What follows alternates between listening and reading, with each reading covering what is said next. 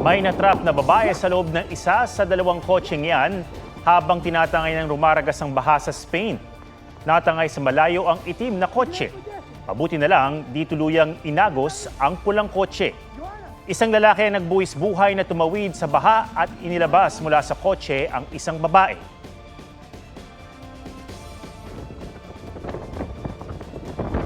Sa New Mexico sa Amerika, nadisgrasya naman ang ilang sasakyan dahil halos mag-zero visibility sa kalsada bunsod ng dust storm. Stranded din ang ilang sasakyan. Huwag magpahuli sa mga balitang dapat niyong malaman. Mag-subscribe na sa GMA Integrated News sa YouTube.